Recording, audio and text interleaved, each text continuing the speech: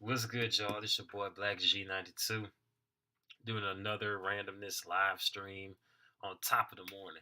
Top of the morning, top of the morning, top of the morning, top of the morning. And also happy Father's Day to all the great dads out there as well as grandfathers and fathers to be, all the young fathers that's raising kids right now, like when they really young, like hats off to y'all as well. Because if you put in enough work, not enough work, if you like show you care about your kids and do what you're supposed to do as a father and as a husband, and all the blessings will come back 10 times fold. You know what I mean?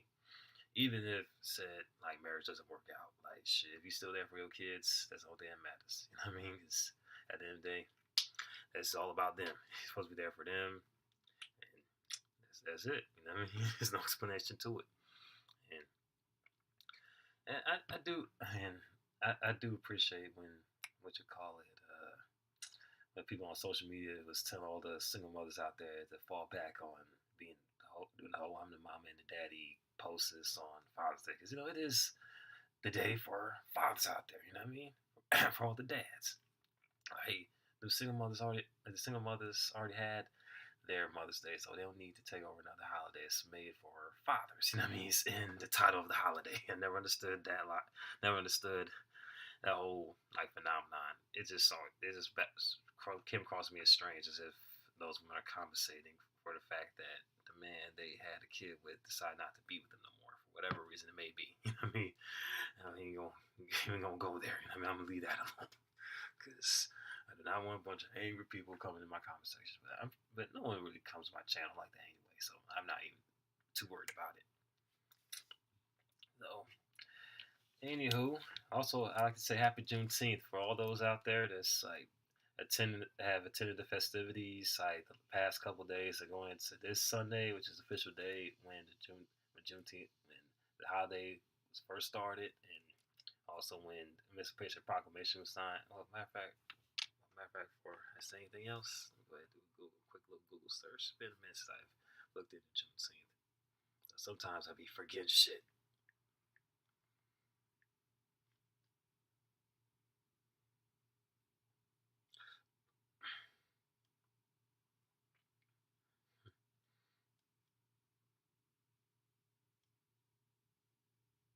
Yeah, I was on the money. I was on the money. It was like the commemorating emancipation of enslaved African Americans. You know what I mean? This when slaves were freed on this day in 1865, and it was announced by Union Army General Gordon Granger in Texas.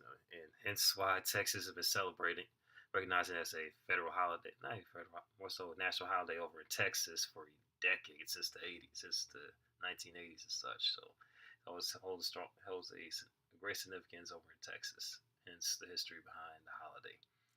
And I would say I'm glad it is recognized as a federal holiday. To them, people that may not be in the know would perhaps do their research and want to pull up to the events and see what it's about. You know what I mean? Because that's what holidays are meant for. You know what I mean? To commemorate whatever it was. And now I'm gonna say this: these companies have been dropping the ball on commemorating Juneteenth. Because first you have Walmart selling their fucking Juneteenth flavored ice cream. I don't know what they were thinking. They had that whole red, black, and green thing going on. And I forgot what the design, not design, but how the ice cream is like made or whatever. I don't even know the flavor or neither. I don't know nothing about the flavor. But that was just tacky on Walmart's part. Great value to be exact. And whoever thought that was a good idea should have got slapped. Hold up. What do you want, Brandon? Come on in. See, that deal with Mr. Spoiled. Come here, Brandon. Come here. Say hello to the camera, Brandon. Yeah, he just. Yeah, he's not too keen on getting picked up. I should have had him like held him differently, but whatever. But anyway, like Walmart dropped the ball on that one, and of course they quickly removed ice cream from store shelves because that was just tacky and disrespectful. You know what I mean? I was more so baffled than anything. You I mean, I was just confused how to feel, actually exactly feel about it, but I was because the fact they had audacity to make a Juneteenth flavored ice cream, just like, whoa, what the hell is this? I actually was curious about buying it. I mean, just to see for myself if they actually sold it. But and rightfully so, people are outraged and got removed from store shelves quickly. And also, there's a museum that was selling a salad, that a watermelon flavored salad. Like what the? It's like what? When I saw it, it's like what the fuck? Like, do you did not know the negative, how negative that sounds towards African Americans? A watermelon flavored salad based on Juneteenth. Like what? What kind of fucking shit is that? You know what I mean? Why would they even do that? Why would they even do that? That's why I kept on thinking. Of course, they wrote a apology. Like, someone should have said something about this before we release the stores. Like, it's going not gonna look. It's gonna look like we're like targeting African. We're just making black people look bad and such like that. Like, we put the salad out. Someone should have said something. Probably a few people did veto that. There was probably can't was just fired or some shit, and they just went people that was so caught up in representation and inclusivity, or let me pronounce it correctly, representation and inclusivity and diversity.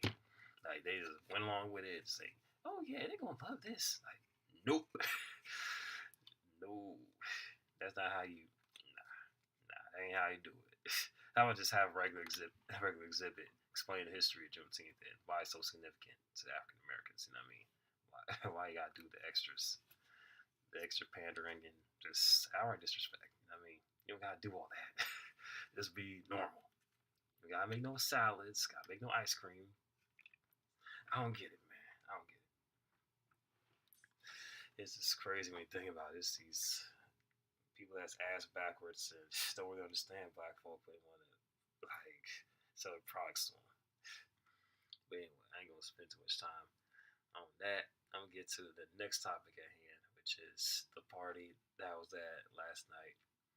This woman, this girl I'm talking to, whatever, like this kind of was the host of it, and it went well. Went well. I have to say that, in spite of folks showing up. Well, then again, like no one shows up like at a party on time. Like I said, they folks start showing up around 9:30, 10ish, and around 11 it was going on and jumping. Like people taking shots, came back talking and dancing. A few people dancing. I got to dance a little bit. You know what I mean? And shit, I had hella shots though. Like about maybe 7, 8 shots, and I had to run to the bathroom just to make sure to sober up. Like I didn't puke or anything. And, like I had to pour cups of water from the sink and put water on my face, make sure was going to just doze. I did end up somewhat dozing off for a few seconds, and then I woke back up. So, now, other than that, I was good. It's in total, I took maybe 3 more shots. So in total, I had like maybe 11 shots. That's probably way too much because I have these little health issues, dealing with my bile duct. Well, should I even say my bile duct? I shouldn't have said that. What, boy?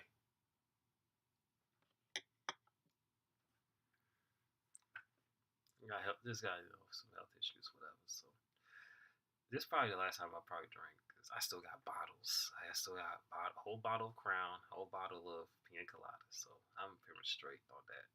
But I ain't gonna drink like I did this Saturday for a good minute. At least so I leave town on Saturday.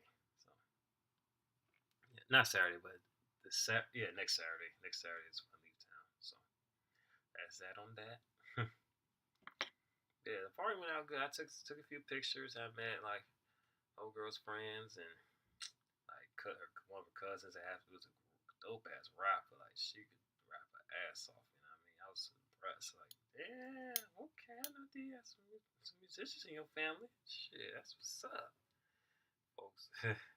Folks in there just getting their grub on as well because we had all types of food up in that bitch. You know what I mean? Shit, all types of food. Had wings, had meatballs, had what else? What else? Buffalo dip. Freaking. Did I say wings? Yeah, we had wings. Yeah, I did say we had wings. Brownies, all types of chips, all type of shit. You know what I mean? So, but well, I wish I would took my had bought a new camera. I invested in a new camera to kind of have it standing so I can record everything. So, oh well, there's always next time. There's always next time. I do plan on recording a lot of shit, not just on here, but just on my own time. Just record a whole lot of shit. Cause I've seen Kanye West's documentary. I'm definitely want to do something similar to that. Just have a bunch of footage collected from when I was 29. Hell, even some I recorded from way back when I was like 19 and shit, 18, 19 years old. I might just go ahead and have those saved and just compile to one film. You know what I mean? You know, and also get back in touch with people I ain't spoke to in years. You know what I mean? Because I don't want everyone to feel the way it's like, oh, you depicted me in this way, depicted me in this. Like, you know, folks have egos and, you know, images to protect, and they may be married and like have children, grandchildren by then. It's like, they want to see that side of them shown off on the street. You know what I mean? So I got to get back in touch with folks and make sure whatever footage I have. You know, well, there's a lot of them I probably, it's definitely going to remain not posted. You know what I mean? Because, you know what I mean? It's not everything's meant to be shared. There's some things I do like to share, but I'm think on that though. I'm think on that. I also seen what Kanye West did and see how much he accomplished and the trip to seeing him starting from that local Chicago rapper slash producer to his multi-million-dollar celebrity, like entrepreneur. This everything wrapped into one. Like shit. I go. Yeah, I'll say genius. I'll say genius. He's definitely a genius for sure. He's crazy as fuck and he be tripping. You know what I mean? Especially with his comments on TMZ a week before his album Yay came out. Like shit, when he made that slavery was a choice comment, yeah, he was tripping like a motherfucker. We said that because it was because this definitely was not a choice. Because slavery definitely was not a choice at all. Now, as far as well, I ain't gonna go there, man. But anyway, what else? What else this dude did? His rants and and also not to mention harassing, not harassing, but like more so stalking Kim K when she decides to leave him. Like, look, we get it. You heard Kanye, but you don't need to post every last DMs and such publicly, or just pull up to give her flowers and do all this extras. Like, look, she moved on, dude. Like, look, I get it. I mean, you miss her and all that, but and you probably mad that she dating Skeet or Pete Davidson. But I'm calling him Skeet because Kanye West said so. But yeah, I know he's mad that she's dating someone else and want to have and want to be a maintain full custody of your daughter because you see how Kim K is, but hey, you picked her. You know what I mean? You gotta take accountability for that, Kanye. Hopefully he does, because that's the one thing about these dudes, man. You can't just be surprised when the the freak, party girl, freaky girl, the thought, slut, shit, everything you think of, like anything you can think of, like shit, and like she still has that mentality once y'all divorce, like, um, you you forget who you married, like sometimes it baffles me when dudes do that, like you know what this woman's about, but you act surprised when she still acts the same way, like when y'all going through a divorce, like, or even the fact that I might have to man separated, she already moved on to some other dude. Like, you know where you found her, and and you chose to have children with this woman, and you thought she was good enough for that. And obviously, she didn't believe in stability or cooking meals, holding down the household, and none of that shit. She knows about this, and you know she's more familiar with positions and not exactly recipes. You know what I mean? But more so like yeah, like well, basically what I'm trying to say is more about positions and kitchens. You know what I mean? Let's be real. So I understand why dudes act all surprised. I understand there's love there. You might ignore some red flags, but it's no excuse. You know what I mean? Sorry, you dealt with type of woman you deal with. You know what I mean? Don't be so blinded by all the sexual favors she can do for you, because sometimes it's all they have. But anyway, we get off topic. Yeah, I got way off topic. I ain't thinking about topic. It's just random shit that's come to mind. Oh yeah, I was talking about how I was inspired seeing like Kanye West go from there to there. Aside from all those issues, all the statements Kanye West made, and of course there's the infamous like 2009 MTV Awards. Bum Rush Say, we just snatched a mic from Taylor Swift when she was 17, receiving her first award. And he made the statement, "I'll let you finish, but Beyonce had the best video of all time." I mean, you could feel that way, but there's ways of going about it. You didn't have to interrupt her, steal her moment. Just make your opinions make your opinion about who's the better, who had the better music video, like just out there like that. And seeing some pictures taken while the event was going on, he was sitting on Gallon Hens. He's like, yeah, that could explain it. But still, he could have just waited till after it was over with to give his opinion. You have to just go up stage and interrupt their time. You know what I mean? Because they got nothing to do with it. Because she ain't got nothing to do with your opinion, how you feel. You know what I mean? So, yeah, it's always something when people interrupt awards and just like let their opinions speak, let their unpopular opinions know. There's always something to see. He's like, you kind of stealing their shine, their moment, just because you may feel slighted about an award or this person's album may have been better and all that. Like, nah, you could wait. You could wait till after. I mean, after awards is over with and the after party and such, and the cameras up when the event's wrapping up. You wait to the after party or back home with your family. Like, hey, yeah, I felt so and so's albums, music video was better. It's that simple. But anyway, aside from all that, Kanye West is definitely still the GOAT. And I'm still going to support him regardless. You know what I mean? I'm still going to rock with his music regardless of what he goes through, what he does. You know what I mean? That's just it. And there's people that done worse shit than what Kanye West ever done. And people still support them.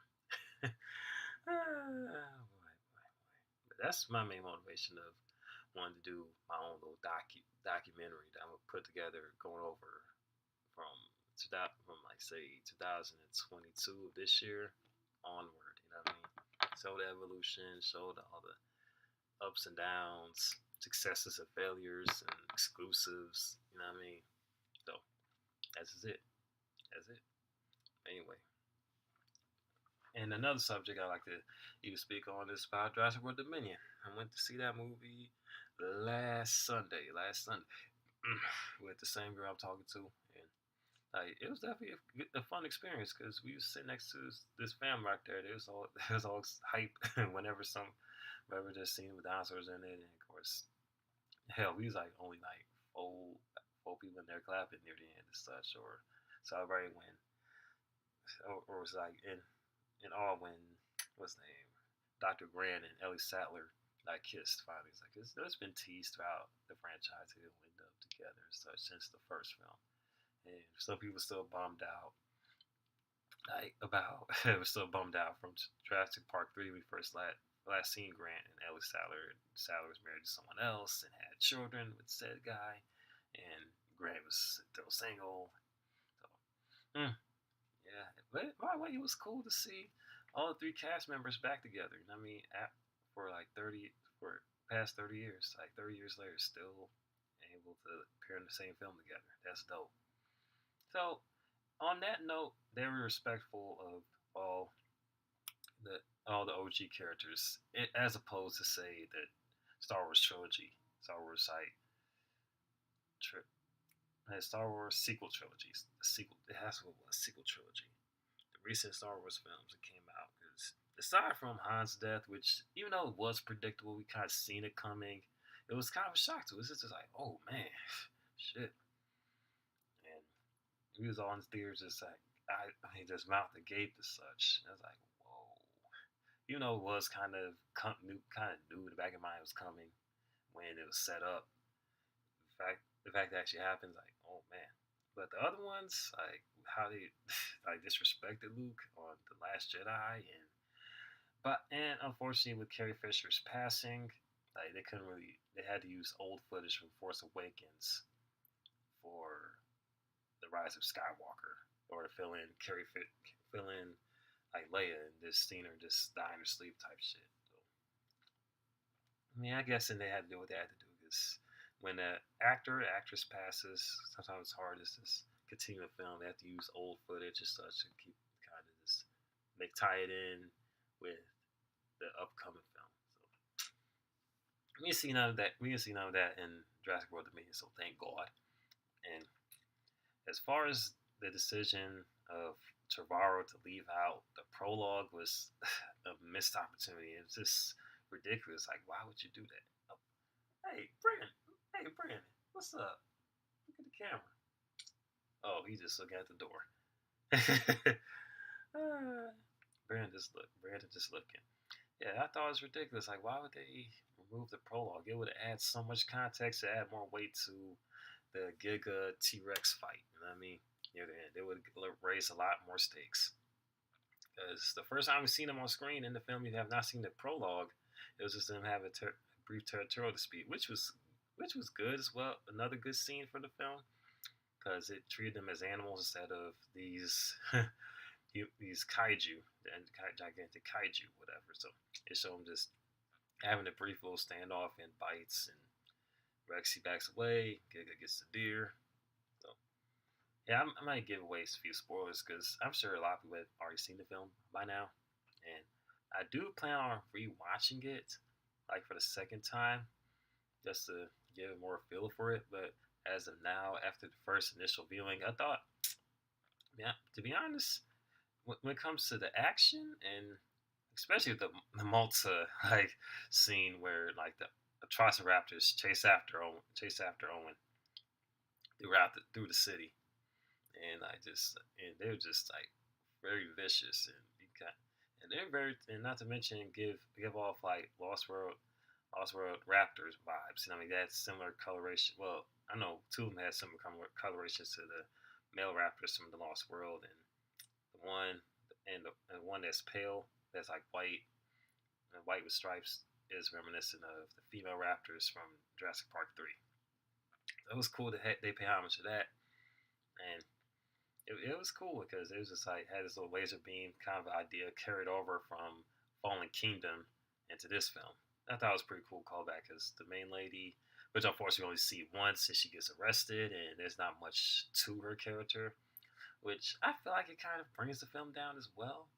When you have all these villains just popping up and just disappearing, aside from Louis Dodson, like you see him like already like within the first half of the film, and he definitely maintains that ominous presence throughout the film, and I felt he did a good job with handling of his character, despite of his absence from the first Jurassic Park, because that's the last time we've seen him on film. And of course, if you read the novel, you know how ruthless he is. He almost damn near kills Sarah Harding in the Lost World novel, and he's quite ruthless. Yeah, and plus he left his teammates behind in the novels.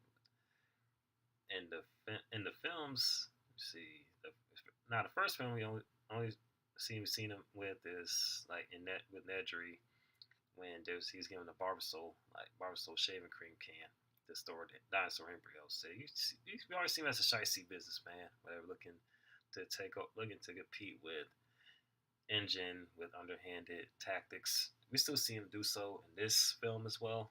And the actor that replaces the old actor due to some unsavory behavior and that he has since been locked up for, so they couldn't use that actor. They had to replace him with someone else, and the replacement was pretty dope. They have captured the essence of Louis Dodson. You know what I mean?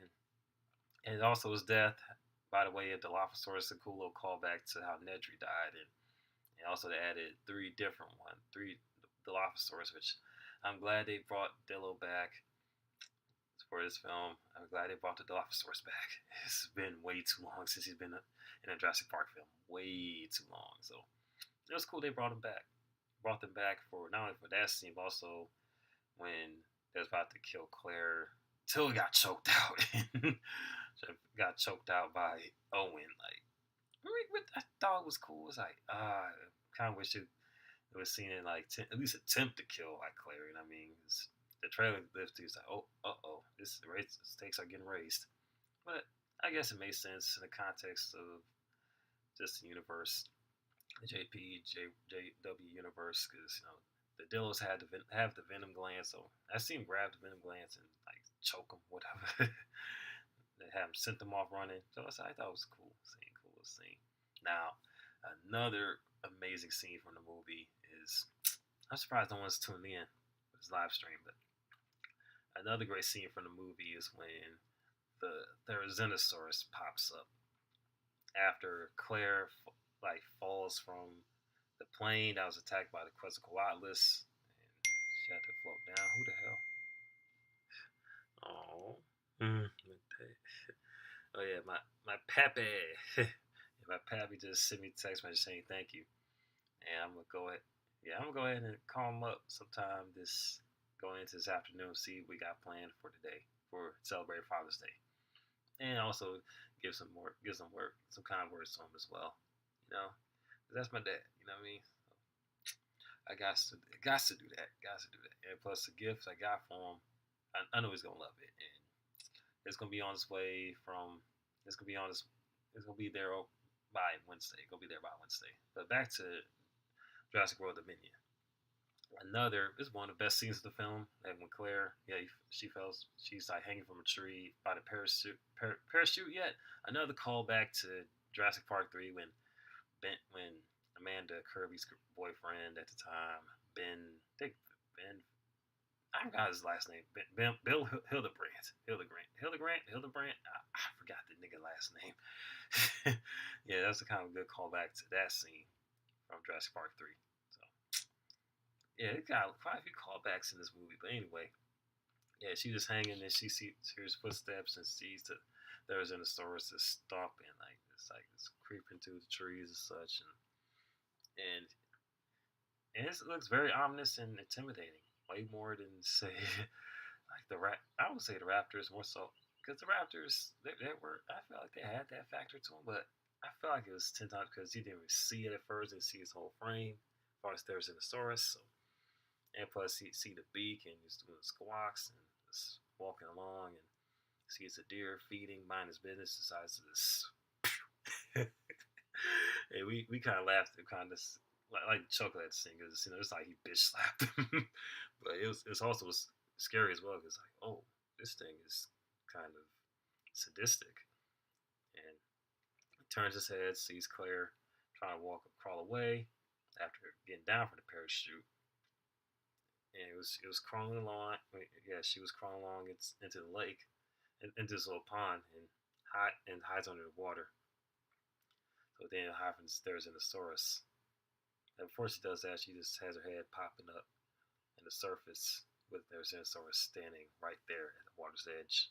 You've seen the little promo photos of that scene and seen quite a bit in the trailers. Which, man, I don't like it when these film companies like just be ruining scenes. Like give you the whole scene before the film comes out, and she hides underwater before the Therizinosaurus dips his head over the surface and just man, that scene was just well executed and decides to walk off. And of course, Claire pops her head back while the Therizinosaurus is walking back. And like I said, I have to say, I mean, if there was more intimate moments like that, they had that sort of like suspense and suspense to them, and tension and suspense and tension. It felt like someone might end up being a victim, more so end up being killed or severely injured. This film would probably been a lot better because this seemed like someone may have had the camera that day, decided to film this scene. Because the other ones was just very fast paced. You have no time to breathe at all, and there's some missing gaps as well, especially with the little underground dino fighting like scene. I feel like they cut some parts out. I wish they would have just shown a dino fight taking place at least, and seeing how the operation, the whole black market is ran in the city. It would be nice to spend a few more minutes with that portion of the film. And it's also a good opportunity if Conjure was looking at this. I'm sure he's not going to look at it because I'm a little old YouTuber. So anything I say probably won't mean shit. But anyway, I'm still a fan of the franchise, by the way. So it's not. Hell, I don't even hate the film. I'm point out some things that could be improved on. And that whole black market scene, like, it's definitely an opportunity for Universal Pictures to do a spin-off TV series detailing the events that took place between the films, I guess. I'm not sure how they're going to pull this off. And what else? So yeah, that's one thing it could have improved on. Aside from adding the prologue and also a few more character building moments and lore exploring, and also expansion of the lore. Kind of takes some time to kind of breather because it was like back to back dino action, which is cool. Like I said, I appreciate it, but it's like it kind of still needs some breathing spaces. So many dinos and like creatures in the film. Like you don't have much time to really dwell on each species, you know. Like and tops only appear most of them only appear for like a few seconds to a minute in each scene. Especially with the Power Raptors, like that scene was definitely dope, and it was and the fact that it was able to swim underwater and was that fearsome, like it was great. I wish there was a lead up to see like how it was released and if it was specifically trained to be the guard dog of said facility that I forgot what that woman's name that was with Owen when he's on the ice. Like, I wish they would like showcase if Pyraptor's doing this doing this more so by command or just the fact that it was in this enclosure. What was it? I mean, there's no sort of motivation to it, and like, and there was a few moments where you felt like the characters would have been like caught, but it's like somehow they survive. You know what I mean? And what else? What else? So I don't have now. I honestly don't have a problem with the first half per se, and it was cool that they introduced the locust in the plot because this so Michael Crichton because genetic engineering is a big part of say the Jurassic World franchise, especially with the novels. They go in more detail, but nonetheless, it was cool how they further expanded the lore with that notion as far as the giant locust and whatnot. Seeing that Doctor Wu have his hands into it. So now I got another thing that kind of also bothered me was when it was revealed that Maisie. Of course, we all know how Maisie came to be the clone of like Lockwood's daughter, but find out that Maisie's original clone was actually her mother, gave birth to her, and well, actually, she came up with this new way of giving birth on her own, and she ends up dying from birth, and it's like kind of takes away from I don't know. It just felt come out so left field, and there's no lead up to it, no hint at it from the previous film. Like, cause we all believe that Benjamin Lockwood may have like done this cross the line as far as cloning with cross the line with human cloning by just the grief of his dead daughter. But come to find out, said daughter grew up, ended up conceiving, asexually, and just delivering Maisie, ended up dying from said process, and it just kind of loses that impact, from what was established in Fallen Kingdom. It's like, okay, like that kind of bothered me. It's like, why would they do that? Why would they just retcon the origins of Macy like that? I mean, is this some part of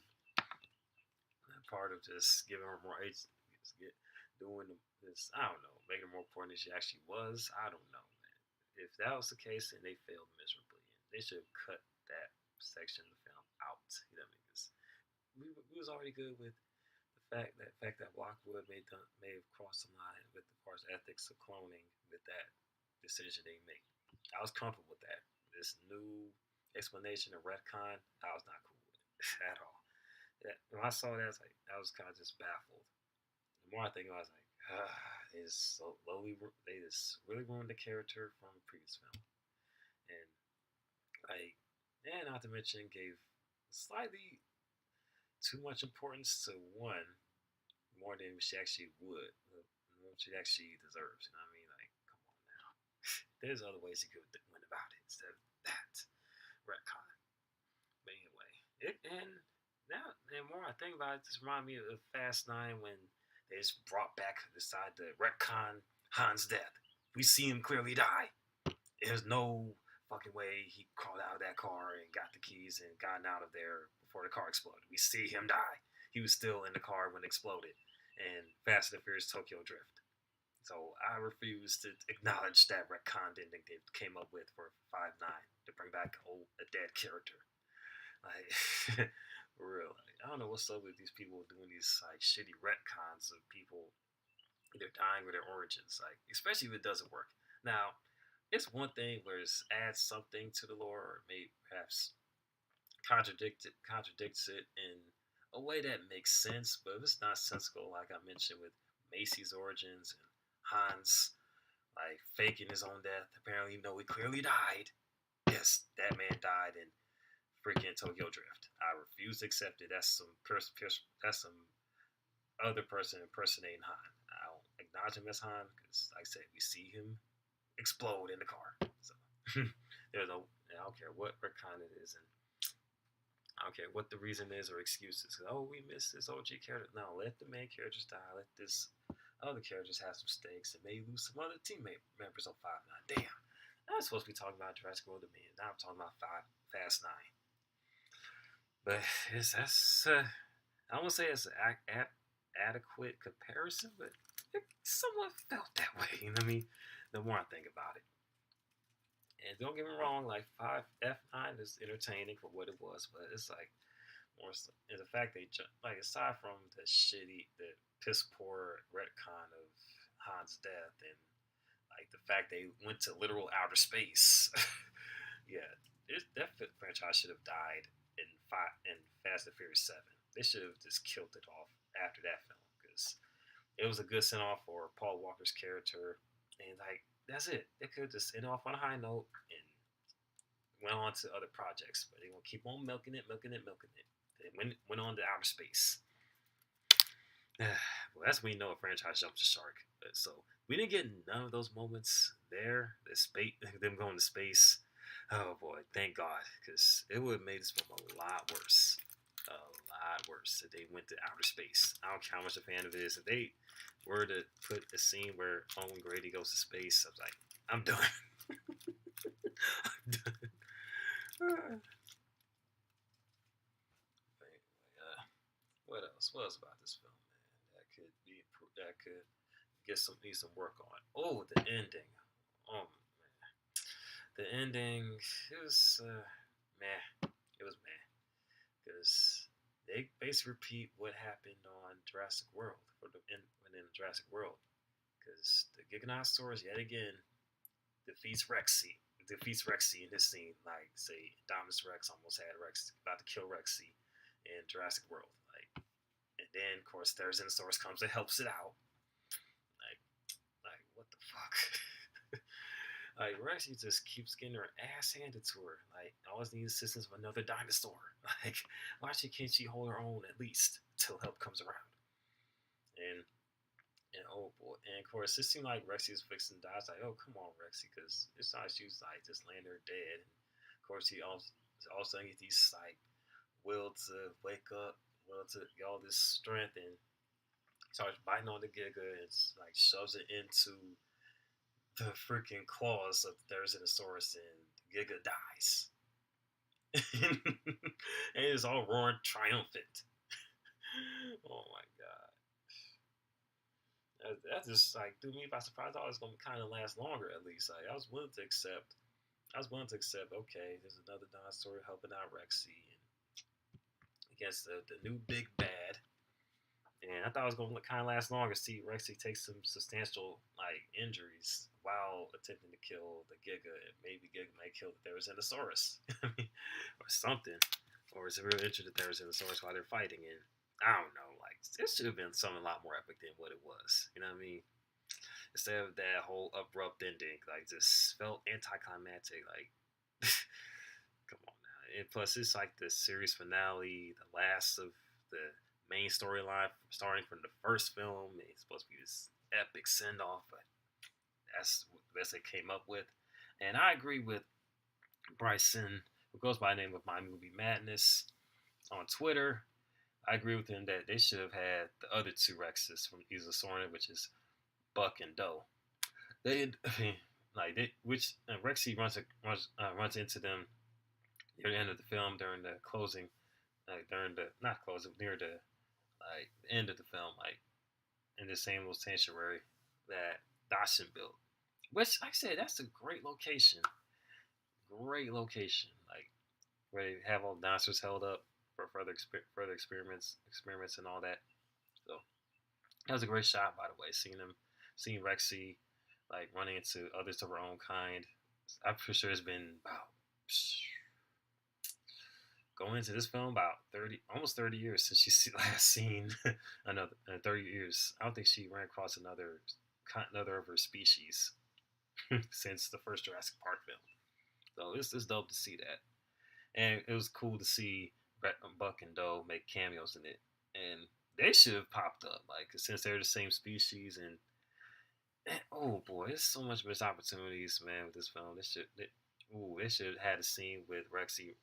I mean, I don't know, not even Rexy, but more so Buck and Doe, like living out their lives in the sanctuary, and like, I don't know, run across Rexy, seeing this new theropod killing one of their own. They may feel some obligation to step in, something like if Giga was ganged up by those other Rexes, it would have been made for a lot more epic, epic final showdown. Like, cause then it could, oh man, just imagine the three Rexes taking turns to bite onto the like Giga, and it could still kept the PG rating if not PG but the PG-13 rating if they're concerned about showing too much gratuitous violence. It could just had just a crunching sound and like when either Buck or Doe or Rexy bites onto his arm, it just pulls him one way, and the other one bites on the side, other body part, or the tail or something. Just have crunching sounds going in, and like sounds of them just like having to go at ripping Giga apart while I was roaring in pain. I mean, that would have been a great way to end it. And it could have like a little shot silhouette of it going down. You know what I mean? So don't be too graphic, but enough violence shown.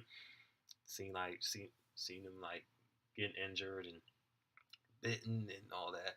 And, yeah, that was another missed opportunity as well. They should have done that instead of the Therizinosaurus killing the Giga, helping out Rexy, like, or just have Rexy like have that final showdown and like survives but suffers grave injury and perhaps I don't know.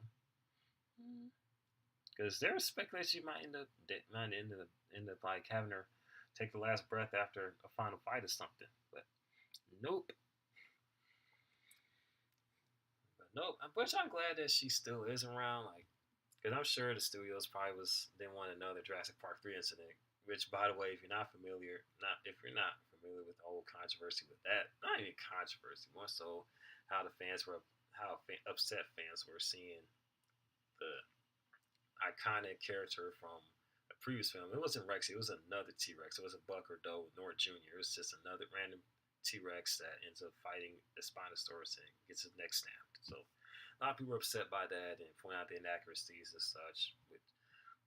I hear all sides of the argument, but I always thought that was a cool scene. Now, as I got older, I've noticed they could have made that fight longer. May have had the fight last a bit longer. And there was actually extended cuts from that fight scene that was left out of the film. In one of the old trailers promoting the film, it showed the Spino backslapping T Rex. So I left those parts out. So it could have been slightly longer. So then it would feel like just so short and just brief. You know what I mean? But nonetheless, and plus I heard, and also there's more scenes shot with the animatronic, but it was the animatronic for the spine was so powerful, just ripped the animatronic T Rex's head off. Like, so yeah, they had to improvise that CGI shots. So couldn't use most of that. And there was even a scene where it does the same thing. It simply does the same thing that you see in Diamond's Rex do to Rexy, aside from Blue coming to her rescue. So and jumping into the fight. But anyway, like shit. Let's get back on Dominion though. Now, when all the six characters pop up and like meet up, it was cool. It was cool, and seeing them witness the Giga, like it was awesome. It was pretty awesome. Now, what could have been improved on is like these different fake out deaths. Like we thought someone was end up going to get eaten by the Giga or some heroic sacrifice, but we didn't get none of that. And now it was cool to have the call back to the first Jurassic Park with the flare and Ian Malcolm lighting the torch, trying to drive it away and whatnot from the group to save them. So That part was enjoyable as well, and it was just so and aside from all that, there was other missed opportunities in that scene as well. Like it should have shown Owen and Dr. Grant having a conversation. You know what I mean?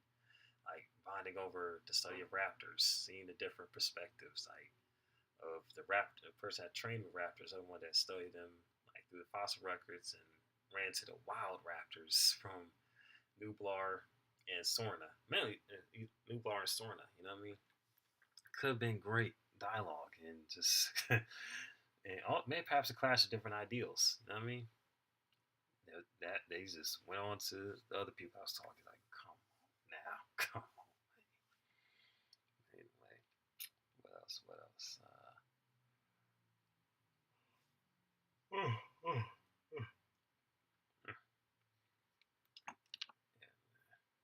So it's that. I'm surprised no one popped up yet on my live stream. Yes, I'm just wasting my breath, huh? I'm just wasting my breath, wasting my breath. Prattling along, just talking. Not saying talking nonsense, but I just get my initial thoughts on the film. What I thought about it when I left the theater, and those are more so like this. Now, part of it was my initial thoughts, and other ones is like just over time thinking on the film. And I mean, sometimes your opinion may change after you hear other people's perspectives of said film, and or just like start really thinking about it, putting things together. It's like okay, so like I said before, it's enjoyable in a lot of parts, and but it was lacking in as far as element, as far as the plot, like, and the writing does, and it definitely shows in some of the dialogue as well. You know what I mean, there's a lot of exposition dumps, and what else? What else? Exposition dumps, and just like and ridiculous decisions to retcon things that happened in the previous film. And also like actions that don't make sense as well. Like as far as like Beta have everyone getting their hand out, but aside from Owen, Maisie, had Dr. Grant on it. Like okay, it's like I kind of was letting it pass.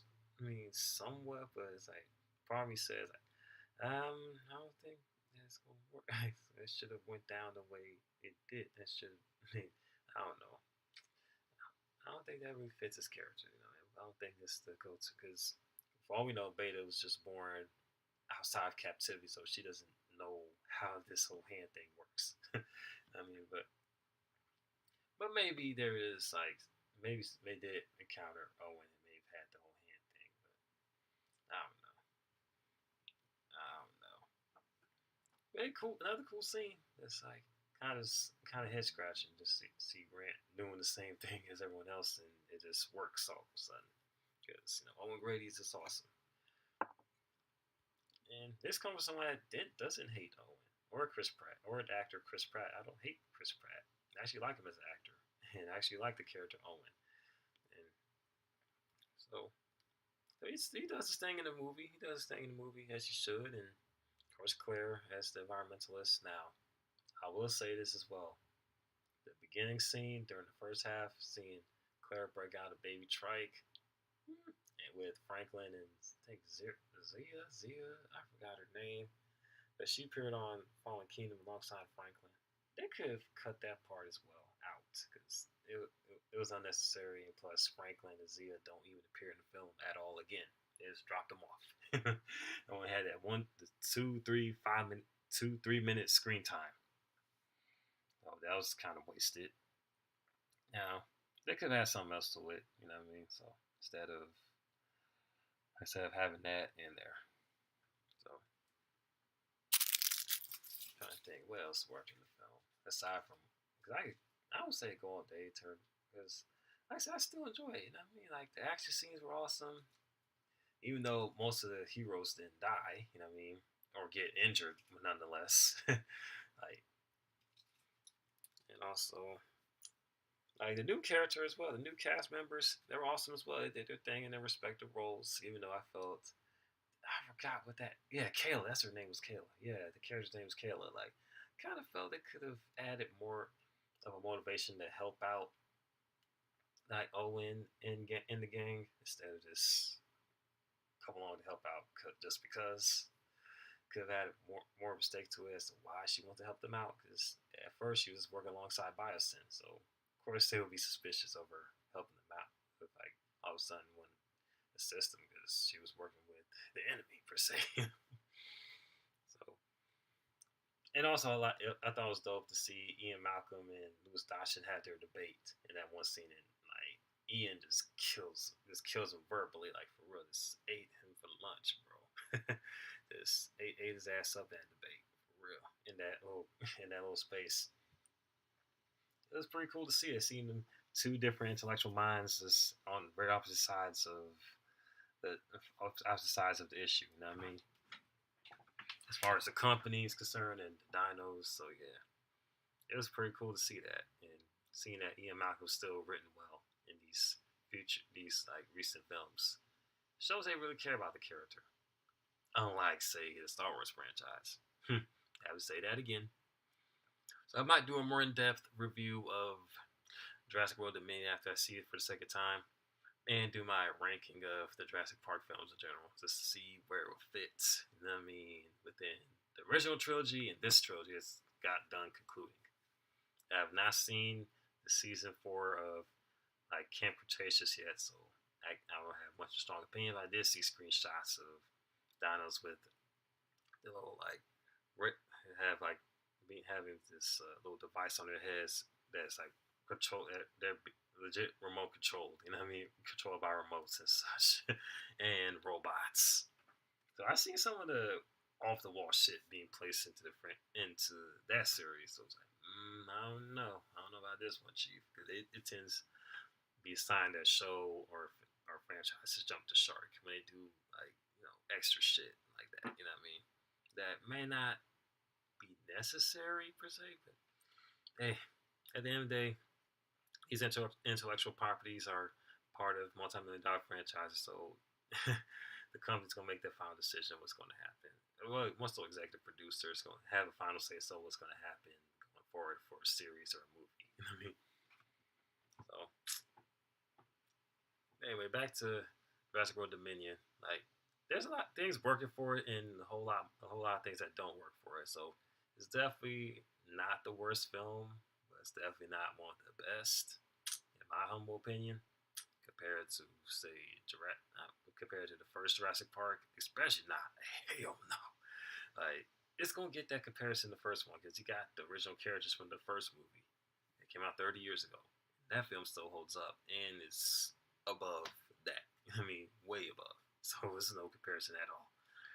So I say my final thoughts. As a matter of fact, let me go ahead and just add something else to it. Let's see what else. What else can I say about the film that I can still remember?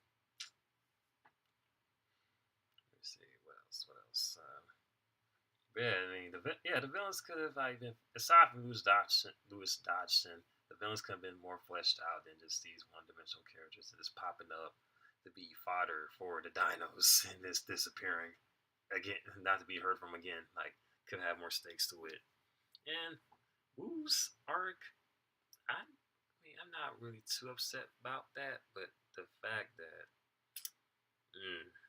that wreck, like I mentioned, origins of Macy and how she's somehow more superior than Wu's, like, I don't know, man. Like, so that's the only thing I have my only gripe with Wu's arc, because he was just like this person doing his job, and now he just feels regret all of a sudden, just worn down, beaten, and wants to do the right thing and right his wrongs, which is a cool arc to do, and I got no problem with it. But it's more so execution could have been better. I'll just say that. And BD Wong does his thing as Dr. Wu, so he's gonna deliver each time. And I don't necessarily see Wu as a villain in a traditional sense. I kind of see him as just a guy that's just doing his job. You know what I mean? Made mistakes, but like, I don't think he had really any sort of malice when you make those experiences simply following following orders. You know what I mean? As scientist, lead scientist of the different companies, Engine, Maserati, Biosin. So aside from a few little issues with the whole retcon and implications that Macy may have surpassed Wu, it with not much of anything else added onto it. Just have it make sense because it doesn't make sense when you really think about it. So aside from that, I don't really mind his whole arc of redeeming himself and want to correct his wrongs. I think this is kind of fitting for him in a way how the franchise is written and going to, of course, Camp Cretaceous because yeah, Wu makes appearance on Camp Cretaceous, so I really don't mind. So yeah, I don't really have much of a issue with it. It's just more so how to handle it, how to make kind of made him look weak in a sense, if that makes sense. In comparison to this new character that's just pops up. I mean, so not just that's only been most of been around since the events. Well, I don't want to say the events of the last two films, but more so the clone of another previous character that died. You know what I mean? That we didn't hear of since. Not hear of since, but more so we just now heard of, with no sort of logical sense attached to it. That's what I'm trying to say. And what else? What else can I say about the film that worked? What else can I say that's cool? Oh yeah, the cinematography, like this. The settings were dope. Like as far as the snow, the ice, the snow, and the wooded areas, sanctuary, of course Malta. They were great shots. They were definitely great for what it were. And as far as the beginning sequence, it was cool. It was cool little a little recap of what happened between the events of Fallen Kingdom going to this film. As far as the opening scene. Now, I did miss out on the part was that previously on Fallen Kingdom. It was it should have left that part out. They should have just let whatever. There's a Mosasaur attack, even though it is somewhat random because you don't see the Mosasaurus anywhere again. So, well, I don't think that really matters, but nonetheless, it was a cool scene. Seeing the Mosasaurus attack a boat. I kind of missed out on it because I had to run to the bathroom. I had this text message from the girl I was talking that I'm talking to per se, letting me know about it. So how the film was starting and such. So, so I kind of missed out. Saw the last few seconds of it, and honestly, they probably could switch it to maybe another event of the film per se, and just perhaps add the scene. I don't know. Add the scene of at least maybe add the scene of Ellis Saller first scene of Locust. I don't know. There's a lot that could definitely be improved on this film when you think about it, and just hearing what other people have to say about it and feels, and just also just coming to your own conclusions, which I'm doing right now. Based on, like I said, first viewing of the film and all that.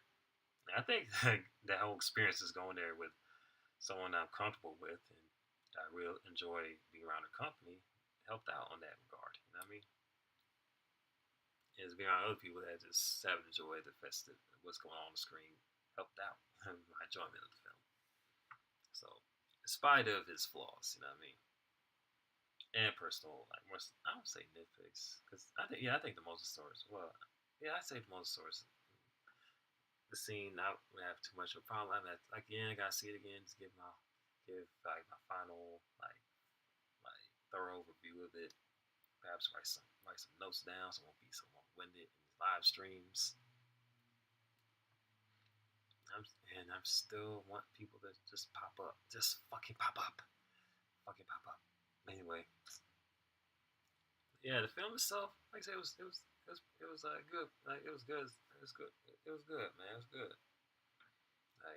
So I have to give it a second watch but I say it was fairly good film.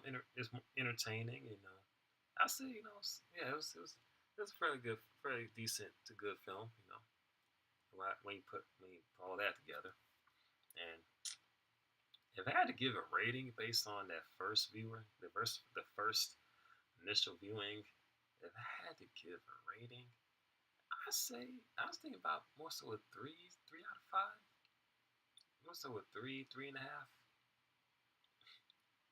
think that's which is not terrible, but nothing, but like not exactly the epic conclusion that we all expected it to be. You know, again, my opinion may change, the rating may change. Might see it for the second time, do a second viewing of the film sometime. Who knows? If I get a chance to see the film again, my rating may change, my opinions may change. You know what I mean? And of course, once I see the second time and go home and think on it, after these thoughts, it may change and like either double down or double back on what I said. So, so just hold on for that. And but as of now, this is all my personal opinions about, more so my initial thoughts on the film and also not film, but also opinions on what could be improved on, like Jurassic World Dominion. So I do recommend people check it out though. Just give it a watch and let's think and just decide if something you enjoy. You just like or you just like still trash it or whatever. So I do recommend because and plus not to mention this new generation, many of the kids is growing up off of the Jurassic World trilogy because it is based it is their era. You know what I mean? Let's be real, it is their era. So I'm sure they'll just love it very much. So hey, it's suitable for the whole family. You know what I mean? So so yeah, it's a good little summer block, but it's a cool little summer blockbuster to just like check out, pay tickets to see it. By all means, do so. Anyway, what else? What else can be said? Oh yeah, Kendrick Lamar's album rollout. I have yet to hear the entire album yet. I only heard like maybe the first 7 songs, which I'm gonna have to hear again just to give. Well, the first 7 songs off the album, the rollout is just fucking disappointing. Like they should have did a better. I don't know. They should have did a better job with promoting the album, and not to mention just how it came, how it just like as far as the promotion and just the whole rollout with it, as far as Kendrick leaving the label and this being the final swan song of the label he helped build since the early mid 2000s and how I don't know. I just don't like how they promote it. Because if you think about it, if you really think about it, the last 3 albums, the dude had like all these like epic rollouts and performances and like great singles, bangers. You know what I mean? This that people would that's outside of Kendrick Lamar's core fan base or West Coast hip hop scene, like they could appreciate and love.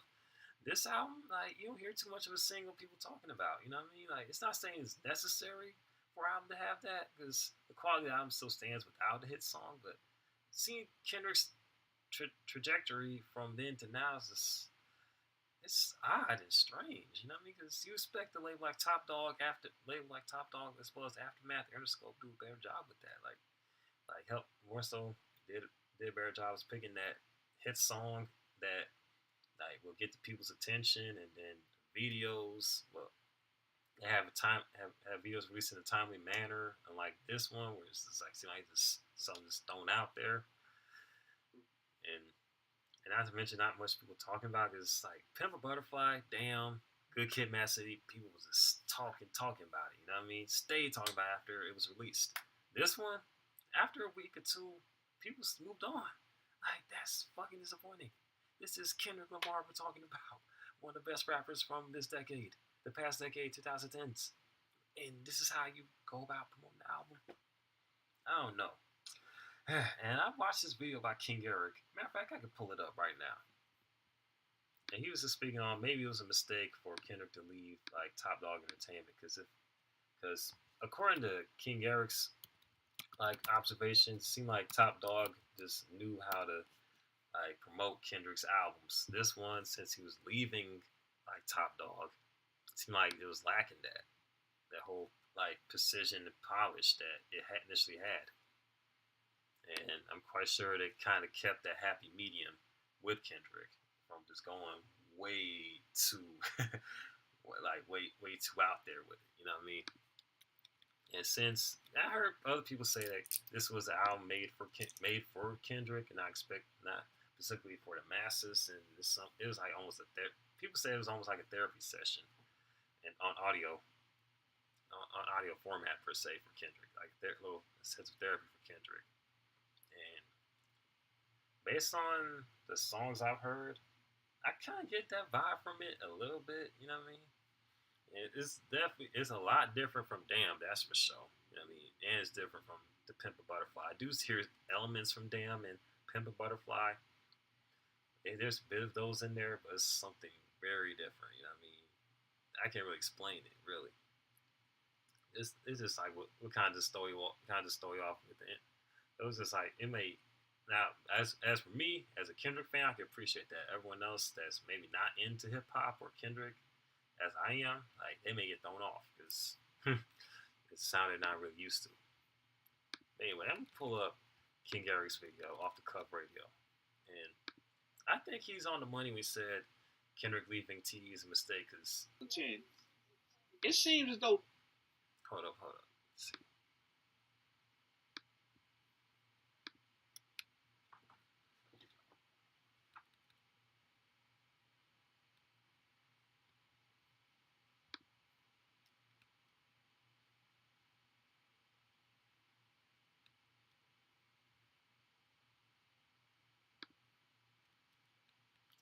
Oh shit. I'm reading the comment section and people in there. Someone said 8 songs from this album leaked a year ago. For 2 years.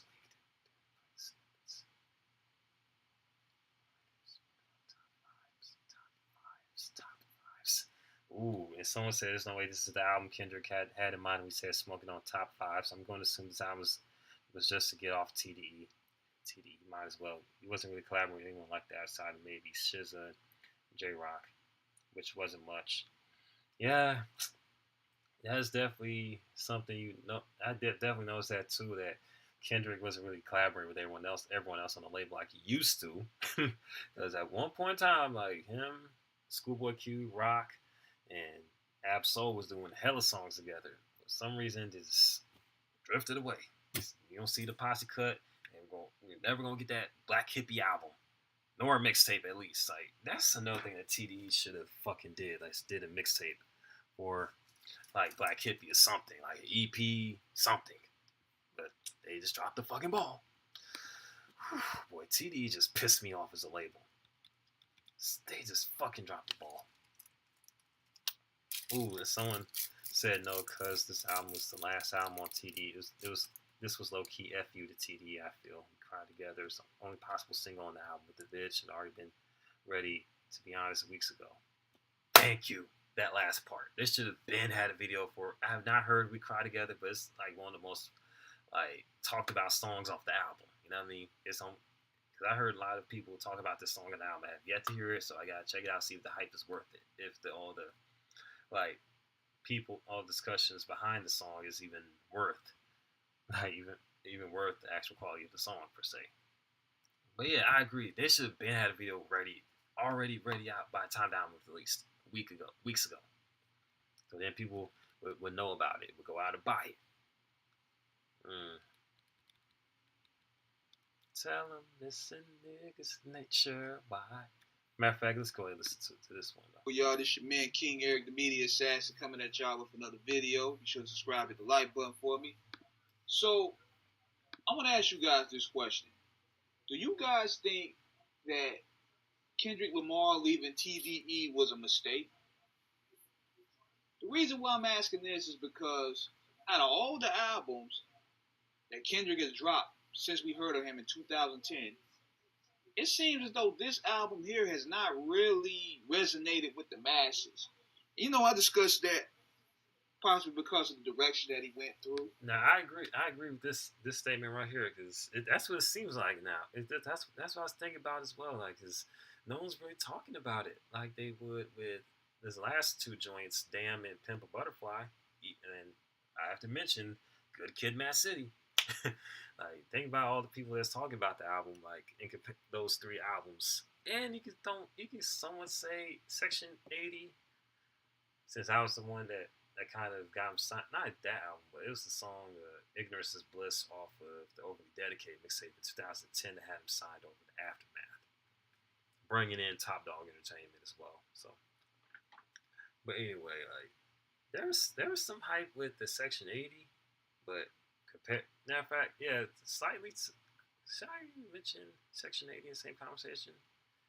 Maybe just for the sake of just continuity, because that was his first album, official album per se. But of course, the other three are like his mainstream, his like major label albums. So of course, with with that machine behind him, Interscope, Aftermath machine behind him, like yeah, he made sure he was everywhere on the different magazines and such. So yeah, like I 100% agree because even and all three of those albums had concepts and like concepts and themes to them, but they still picked out songs that was able to play on the radio. You know what I mean? Had people interested in hearing more. Like on the first album, like had Bitch Don't Kill My Vibe, that in the remix with Jay-Z, The Recipe, which is in a bonus track on the deluxe edition of Good Kid, Mad City. And I'll throw in the recipe. Yeah, I'll throw in the recipe. It was another hype song to get you amped up for the album. Then Bitch Don't Kill My Vibe, if I'm not mistaken. Then the remix came out sometime later in 2013. Of course, Poetic Justice. What was it? Oh yeah, swimming pools. I forgot about swimming pools. How can I forget about swimming pools? 4 singles, like 4 hit songs, like, and they're all connected to that story he tells from his like his coming of age story in Compton. His coming of age story in Compton and all the crazy shit he witnessed. You know what I mean? And all the different trials and tribulations he faced that he speaks on that album. And of course, Pimp a Butterfly had 4 singles as well. Had that song that I Love Myself. Of course, he had the Buzz song, Blacker the Berry. Hold up, was Blacker the Berry a single or was it a Buzz single? Let's see. It's a Pimp a Butterfly. Matter of fact, I should listen to that song before I close out. That song still holds weight and is still relevant.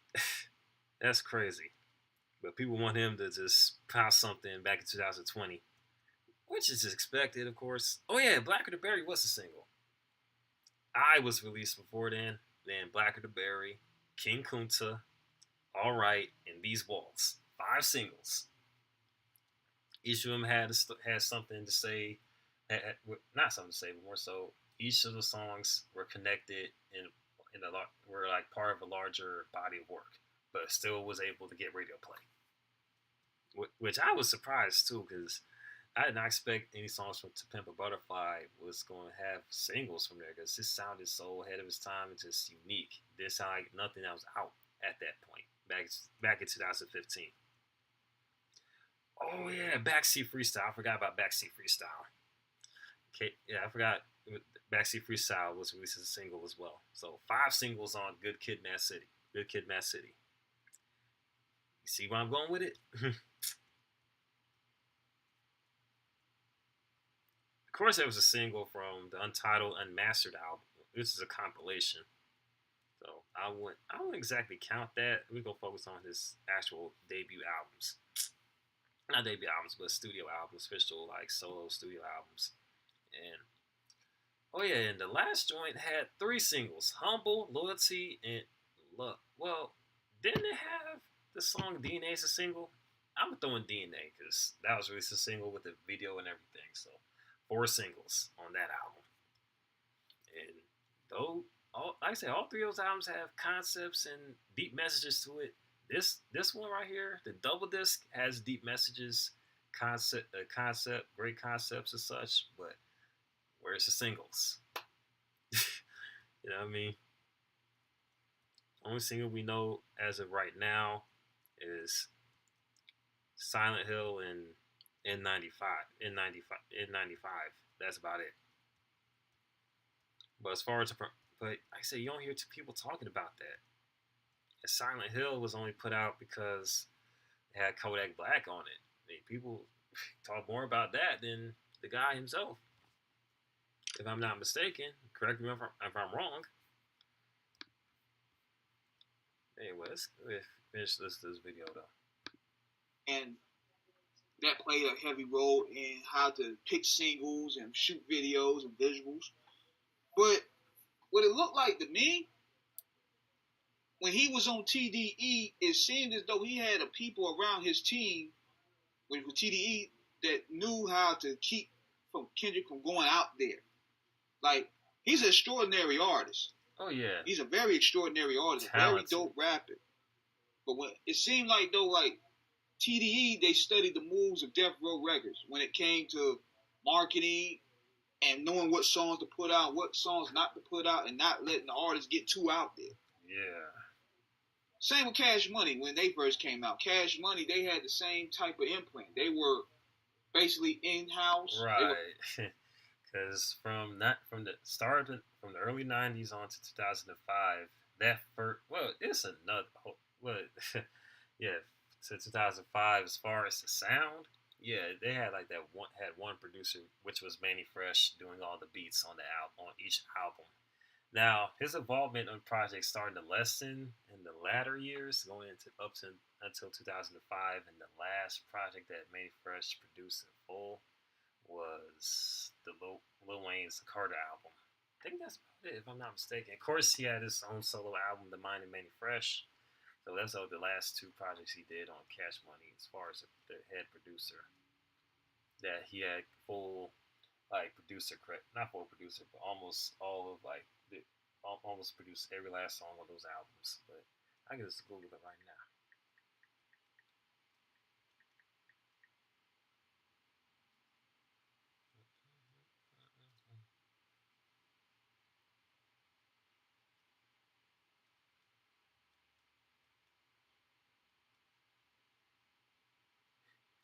And I have to say, it was odd that they've signed Tina Marie on their label. It's like, what?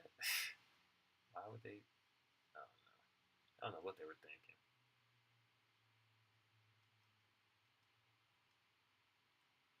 Oh, they go Brandon sleeping on the bed. But yeah, I'm right. Oh yeah, I'm right though. Like shit, Manny Fresh did the entire, almost damn near all the songs on the album, on his solo album, The Mind of Manny Fresh, and of course the Carter album, which had which he almost did like the entire album as well, exception for maybe like 2 to 3 songs on there, about 3 or 4 songs. Aside from that, well, yeah, about 2 or 3 songs. Other ones he did either by himself or had another producer work alongside him. But anyway, yeah, I mean that he does have a point there. Like from 1990 2005, yeah, Cash Money had one in-house producer doing almost all the songs on there until he left. And there were some changes there, and of course you got the Young Money era, which I'll say Young Money era definitely had a little consistent vibe going on there too, up until 2015, 16, if I'm not mistaken, when it kind of all starts drifting apart and such. And we see no projects from Chanel, Gutta Gutta, and who else? J Mills, and also Lil Twist and Little Chucky. No major projects from them dudes. They just left in the back burner, faded to the background. And but anyway, I'm finished listening to this though. Clickish. They didn't really start doing outside collabs until they really blew up in '99. Yeah. But with TDE, that's another. Yeah, I forgot to mention that they didn't start really working out with outside rappers and such until like '99, going into 2000. That's when they started branching out, like around '99, the whole '99 era, '98, '99 era. Like that's when they started kind of branching out to collaborate with other rappers and such. see, it seemed as though they kept Kendrick to where they could market him. They kept it to where the hood could still rock with him. They kept it to where he didn't go too far left and then throw his bass off. Because see, one thing I would give K Dot is he'll take a chance, but when he was on TDE, it seemed as though it's like, look, we ain't gonna put this shit out. This shit too out there. We're gonna have to keep this here. We have to keep this here. We're gonna choreograph this album just like this, and it worked. The nigga dropped Good Kid, Mad City, Damn, and To Pimp a Butterfly under TDE. Yeah. Just by under that management alone, they know how. And don't forget to mention Section 80. People always forget Section 80. I'll mention that for you. That's why I'm here, because Kendrick fans, we know about his like other shit. Yeah.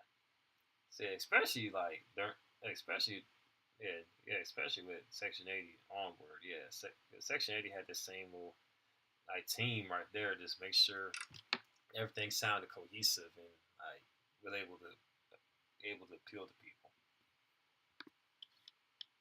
Pretty much mold the artist to where they won't get too out there. So now Kendrick is no longer with TDE. He drops his first album post TDE, and it's way far left. It's way far left to where a lot of people can't really know how to digest it. Yeah. They don't know how to really digest it. They don't know what singles to pick. They don't know how to really market this album. It's just like it was just some stuff he felt like doing. Yeah. And it's the situation the same way what I said. I feel the same when I heard the first few songs off the album. Like the first like 7 songs, it's like you just something that he did on his own on accord, aside from without much involvement from say punching them. You know what I mean? Eminem, when he stopped listening to Dre and started doing his own, he started putting out his own music. Yep. And it went too far left under the jurisdiction. Yeah, and that part right there, I think is more so happened. I think it reached that point with M when he dropped Revival, because I read the reviews and we've had to say about it how it wasn't as good. Well, that's it. How it was just a bad album and such, and like the best review I've ever seen was when Quake reviewed it. He actually gave the album a chance, and unlike most other people, most of them didn't give the album a chance, but Quake and several other people gave the album a chance. People that are legit fans of Eminem or just like good hip hop, like they gave the album a chance. It just still thought it was bad. You know what I mean?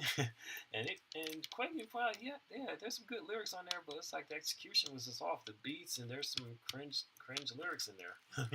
I heard the album myself, and like while it wasn't like the worst album I ever heard compared to say his previous bodies of work. Yeah, it was severely lacking on the production, and there's some lines in there. It's like M could have kept this.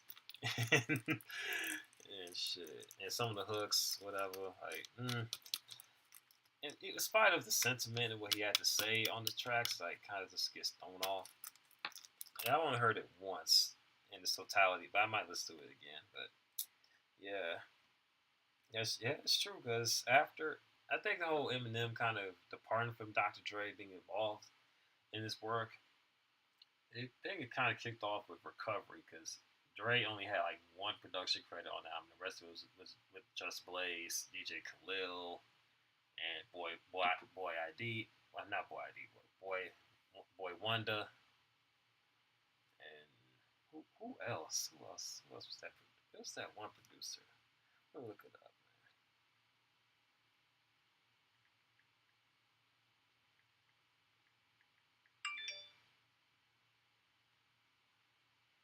Oh yeah, Alex the Kid, Just Blaze, and Jim Johnson. Yeah, he had a bunch of other producers working alongside him, doing most of the beats on there. And of course, his day one, Mr. Porter, and had a track from Havoc from Mobb Deep. So yeah, so I mean, now Mr. Porter and Havoc are familiar faces, but the other ones are kind of new to Eminem's little discography and such. And then kind of continue.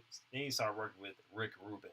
Now Rick Rubin's a whole hip hop legend out here, but like just because someone's a legend doesn't mean they always going to click. You know, it's because sounds and direction of said songs and albums may not land. You know what I mean? Because the first song he did, Berserk, it was cool, but the other production that I do remember from Marshall Mathers LP2 was like, I'm good on it. But I was good on it. And Rick Rubin makes an appearance again on Revival. So yeah, Marshall Mathers LP2 was like the sign like, okay, he's kind of going kind of a bit far where he started from. And Revival, that was kind of the culmination of all that. Is going way like way on the other direction. And and whatnot. And it took him like 2 albums to finally get. It took him like an album or two to finally get back to the rhythm of things. So just putting out dope projects. But I say Music Be Murdered by kind of done that in a good way. You know what I mean? It's still not a perfect album, but compared to say Revival and also what you call it, also and yeah, compared to Revival, much better, and it's definitely an improvement on Kamikaze. Even though that I love that album and it was a great body of work, it kind of spent too much time dissing people. You know what I mean, it was a diss album, so which it's gonna like kind of lessen whatever impact it was going for.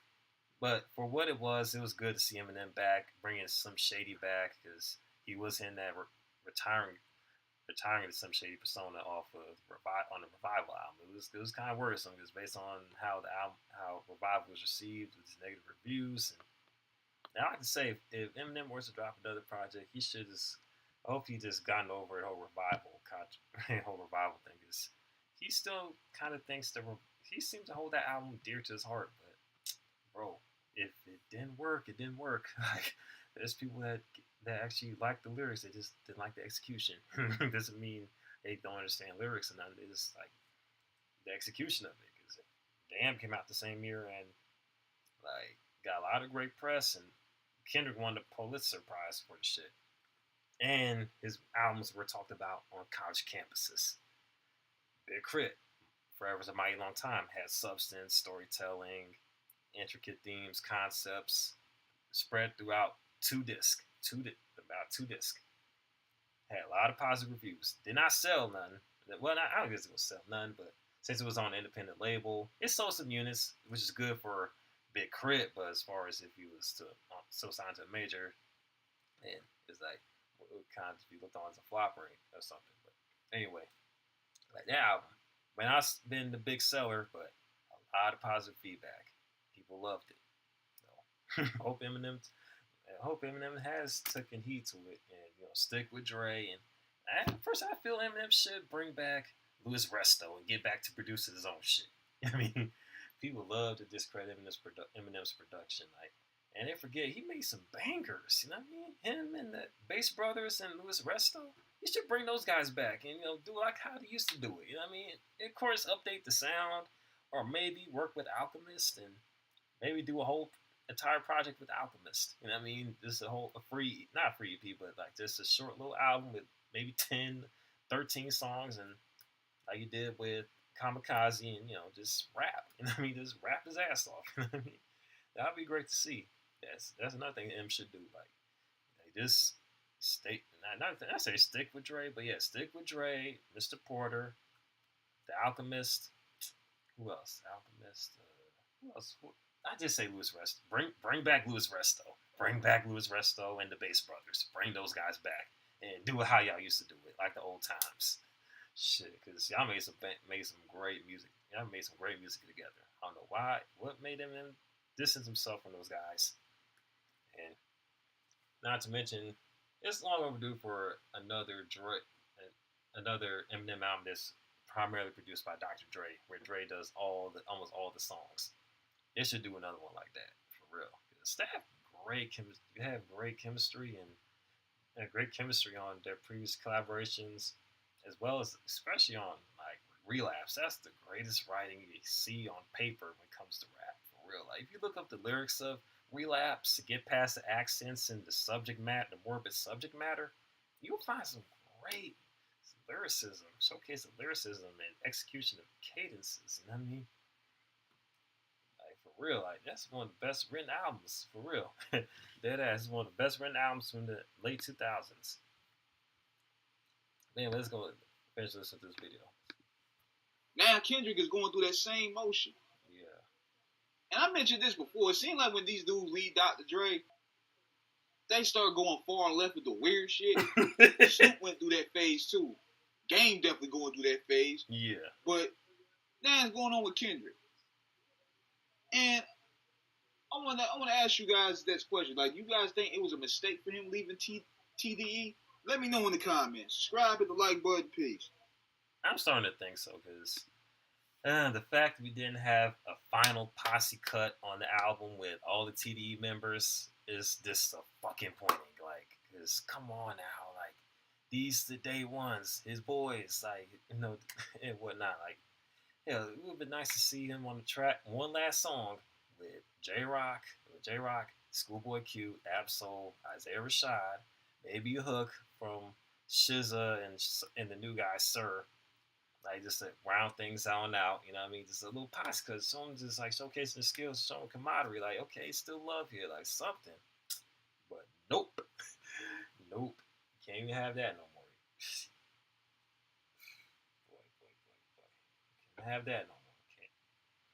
Because for some reason, like Top Dog can't get their shit together as far as promotion. Like, I might do a whole video. I can just go all day with this shit. But I gotta run to the bathroom and yeah, I got run to the bathroom and such. So I might do another live stream, probably a follow up live stream, probably sometime later on, and then record a reaction video. So stay tuned for me coming back on here doing